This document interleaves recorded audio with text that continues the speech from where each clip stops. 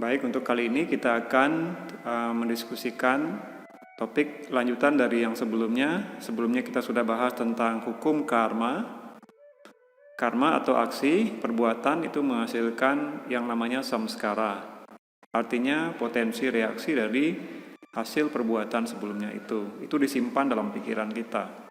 Kemudian dari sini ada satu pertanyaan yang sangat menggugah ya dalam hati pikiran banyak orang dan sering sekali ditanyakan, yaitu apakah kita punya kehendak bebas yang sesungguhnya. Kita sebagai manusia apakah punya kekuatan, daya, kebebasan menentukan perbuatan kita, jalan hidup kita, menentukan nasib, menentukan bahkan pikiran kita sendiri, perasaan kita, emosi kita, dan sebagainya. Ada satu paham yang disebut dengan determinisme. Paham ini mengatakan bahwa segala sesuatu di alam semesta ini ya terjadi, sudah terencana sebelumnya begitu sampai sebegitu detailnya. Semuanya mengikuti hukum-hukum yang telah ditentukan, kemudian begitu juga termasuk semua ciptaan yang juga manusia yang ada di dalamnya. Jadi pikiran manusia pun, perbuatan manusia semua sudah direncanakan sebelumnya. Dalam biologi itu dipahami bahwa semua perasaan kita, emosi kita, bahkan pikiran-pikiran apa yang tercetus muncul dan tenggelam dalam otak kita itu sudah sangat ditentukan oleh produksi hormon dalam kelenjar-kelenjar dalam tubuh kita. Jadi reaksi kimia yang terjadi dalam tubuh biologis ini semuanya menentukan apakah perasaan kita selanjutnya, apakah pikiran kita selanjutnya, apakah yang kita inginkan ya berikutnya, dan apakah keputusan kita yang berikutnya, apa yang akan kita lakukan setelah ini dan seterusnya. Jadi dari paham ini meyakini bahwa manusia tidak punya kebebasan karena semua sudah ditentukan sebelumnya. Bahkan seluruh alam semesta sudah ditentukan jalannya, prosesnya, sistemnya sudah pasti dan tidak ada lagi ruang untuk satu kemungkinan yang lain, ya opsi yang lain bagi pikiran manusia untuk bisa membuatnya. Di sini saya ingin mengungkapkan bahwa dalam filosofi Tantra itu ada 3 macam kehendak. Ya, 2 macam kehendak dimiliki manusia. Yang pertama adalah kehendak primer, yang kedua adalah sekunder. Kehendak primer adalah kehendak bebas, disebut juga dalam Sanskerta itu sebagai pratyaya mulaka karma. Ya, pratyaya mulaka karma. Itu artinya satu kehendak yang bisa ditentukan pada saat ini oleh pikiran manusia.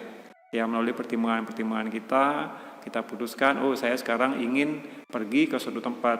Oh saya ingin sekarang melakukan apa yang saya suka sekarang. Ini hobi saya yaitu mencari pemandangan yang indah, mencari sawah, berjalan di tepi sungai dan sebagainya. Itu adalah keputusan sekarang. Jadi itu adalah hasil dari kehendak bebas kita pada saat ini. Begitu juga kehidupan kita bisa kita jalani dengan membuat keputusan-keputusan yang berasal dari pratyaya mulaka karma ini. Ya, itu yang pertama. Kemudian yang kedua, itu adalah kehendak sekunder. Namanya samskara mulaka karma. Jadi kehendak yang dihasilkan dari dorongan momentum dari samskara kita sebelumnya.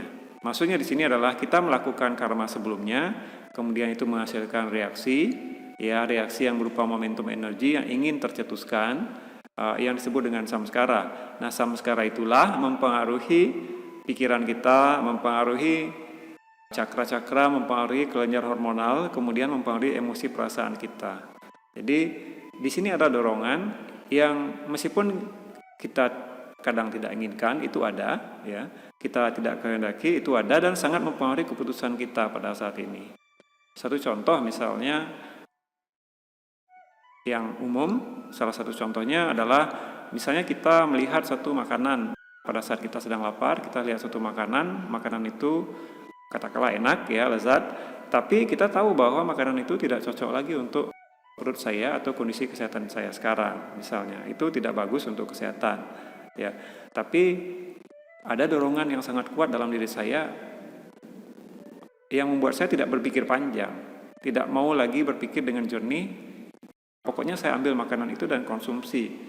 Pokoknya entahlah nanti efeknya belakangan, dia dipikirin belakangan gitu ya.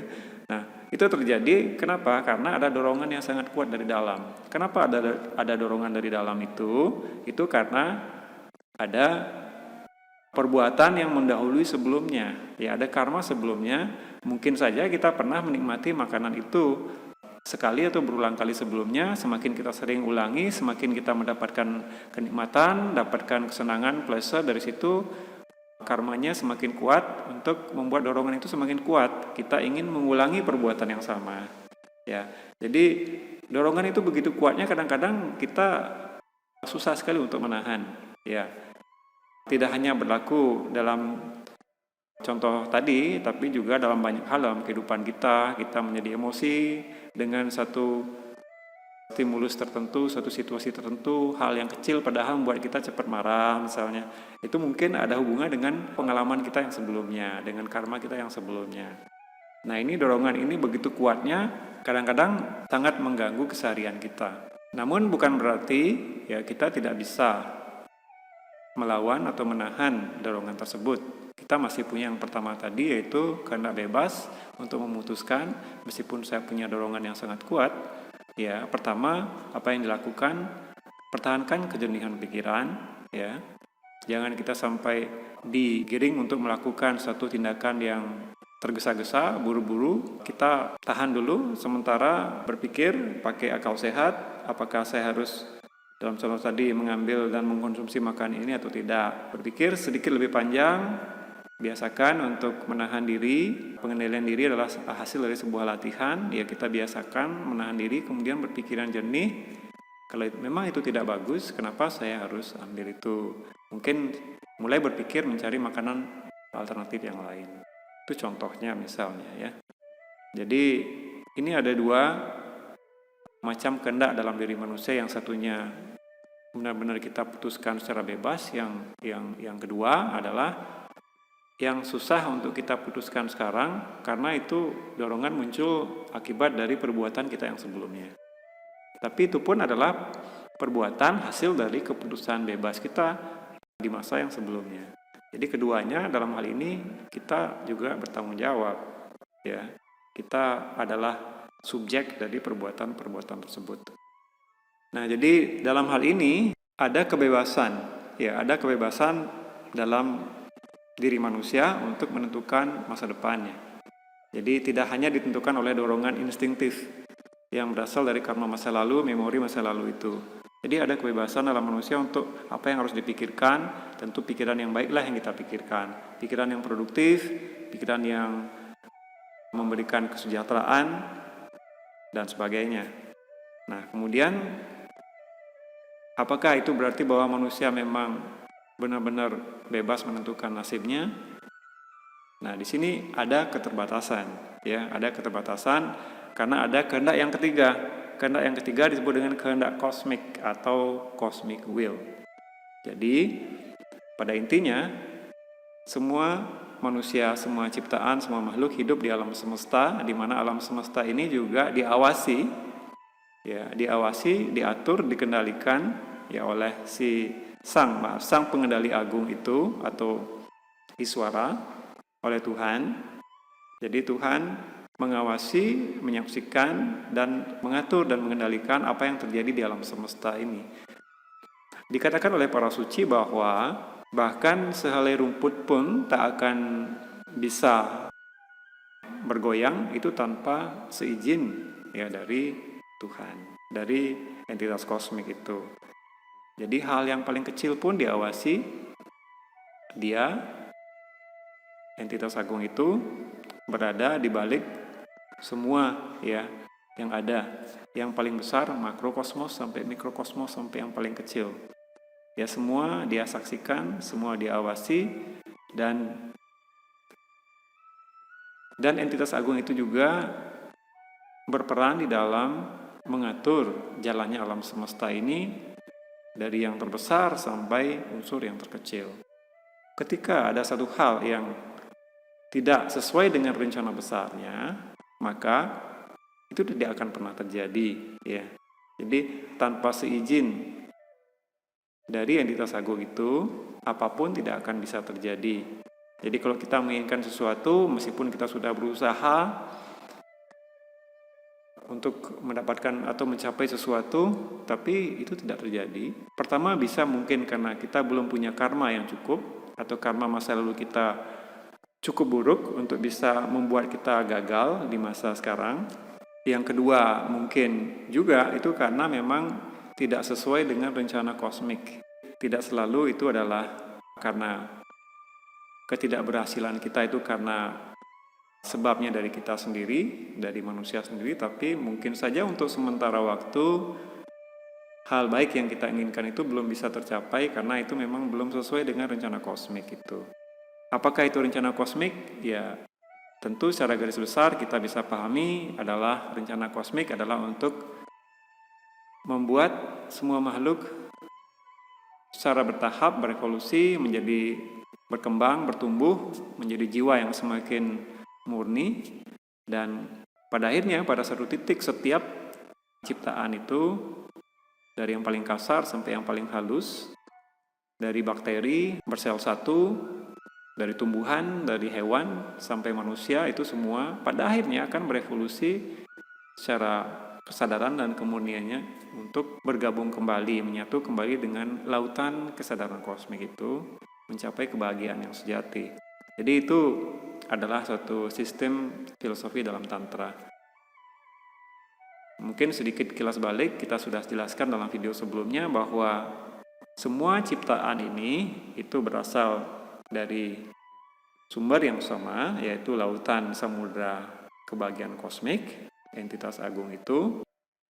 Jadi semua adalah cetusan entitas kosmik, kesadaran agung yang untuk sementara bermetamorfosa, ya, berubah bentuk, berubah penampakan, ya, menjadi begitu banyak macam, menjadi begitu banyak ciptaan. Ya, seperti samudra yang besar, yang luas, itu adalah isinya air yang satu, yang maha luas. Kemudian air itu sebagian kemudian mendapatkan mungkin pengaruh dari angin yang berhembus di lautan itu. Kemudian ada gelombang-gelombang, ada cipratan-cipratan gelombang, ada butiran-butiran halus air itu kemudian menguap dan menjadi begitu banyak bentuk, menjadi begitu banyak individu. Itulah alam semesta itu, termasuk semua kehidupan yang ada di dalamnya. Nah, kemudian rencana kosmik berikutnya setelah menciptakan alam semesta ini dari dalam dirinya, kemudian rencana kosmik itu adalah secara bertahap mengembalikan lagi unit-unit kecil yang merupakan bagian dari dirinya itu kembali larut ke dalam dirinya melalui proses yang disebut dengan evolusi kesadaran, evolution of consciousness. Ini adalah sebuah alur, satu drama, satu cosmic game, satu permainan kosmik. Awalnya di mana semuanya muncul dari keabadian menjadi dunia yang sementara ini, kemudian dari dunia yang sementara dengan begitu banyak bentuk, begitu banyak ciptaan, kembali secara bertahap, secara perlahan di jalan evolusi kembali menyatu ke dalam sumbernya itu kembali, yaitu ke kesadaran agung, kebahagiaan kosmik yang tanpa batas itu. Jadi kita hidup di dalam kehidupan yang penuh dengan perjuangan. Ini tidak lain dari cetusan, ya, perjuangan ini tidak lain dari cetusan upaya untuk membuat diri kita semakin bertumbuh, semakin berkembang. Awalnya secara fisik, ya, manusia, spesies manusia di zaman dulu seperti hewan-hewan sebelumnya secara fisik berkembang, semakin kuat, ya, semakin bisa bertahan hidup, bertumbuh berkembang, kemudian bertumbuh berkembang secara intelektual, secara mental. Seperti sekarang umat manusia sudah jauh berkembang dari sisi intelektualitasnya dari zaman era-era ribuan tahun sebelumnya. Kemudian kita pada tahapan yang berikutnya kita akan mengembangkan diri secara intuisi, secara kebijaksanaan atau secara spiritual. Dan pertumbuhan perkembangan spiritual itu pada akhirnya akan menuju satu titik, yaitu larut kembali ke kesadaran agung itu. Ya, jadi itulah rencana agung dari entitas kosmik. Dan dari rencana agung itu, entitas kosmik punya kehendak untuk mengatur alam semesta ini yang juga mengatur, mengawasi kehidupan kita, kehidupan setiap manusia, setiap makhluk. Jadi kadang-kadang kita mengalami satu saat di mana rencana-rencana kita itu tidak bisa terjadi meskipun kita sudah berjuang begitu luar biasa besarnya. Ya, itu bisa terjadi karena mungkin itu belum saatnya bagi kehendak kosmik mengizinkan hal itu bisa terjadi. Dan paling tidak, semua proses ini membuat pikiran kita terus semakin kuat, sel-sel saraf kita semakin berkembang, semakin kuat, ya, semakin seimbang dan stabil, semakin siap untuk mendapatkan satu pengalaman kebahagiaan yang sejati. Jadi kita sudah menjelaskan 3 macam kehendak di sini. Yang pertama adalah kehendak primer, pratyaya mulaka karma, yaitu keputusan yang bebas yang bisa kita buat pada saat ini melalui pertimbangan-pertimbangan sesuai dengan pengetahuan yang kita punya, sesuai dengan intuisi, kebijaksanaan, kata hati, dan sebagainya. Kita buat keputusan apa yang terbaik.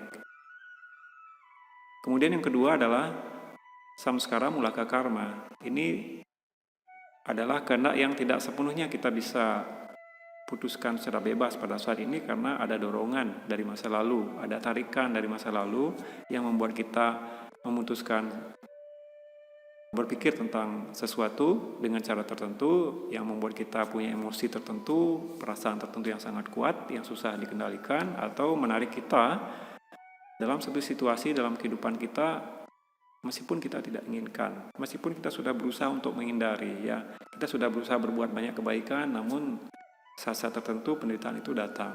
Kita kadang-kadang tidak mengerti kenapa. Tentu kalau kita kembalikan ini adalah hukum karma. Jadi itu adalah samskara mulaka karma. Kita ditarik ke dalam satu situasi yang kita tidak bisa, atau lebih tepatnya kita susah sekali untuk keluar. Namun bukan berarti kita tidak sama sekali tidak punya kebebasan ya untuk melepaskan diri dari situasi tersebut atau melepaskan diri dari dorongan yang kuat dari dalam tersebut. Kita masih punya kehendak yang bebas yang pertama itu. Jadi selalu ada perlawanan. Kita perlu berjuang. Kehidupan adalah penuh dengan perjuangan. Dari perjuangan itu selalu ada gesekan dan pertempuran ya, antara kekuatan kehendak bebas manusia yang telah diberikan kepada kita ya dengan dasar pertimbangan akal sehat, pengetahuan, kebijaksanaan dan sebagainya. Kita melawan naluri, insting-insting, emosi atau dorongan yang negatif dari masa lalu agar kita bisa memilih jalan yang baik, jalan yang benar untuk kesejahteraan tidak hanya diri kita secara pribadi maupun kesejahteraan kolektif, kesejahteraan bersama umat manusia dan semua makhluk di alam semesta. Yaitu adalah sesuai dengan apa yang dikehendaki oleh entitas kosmik.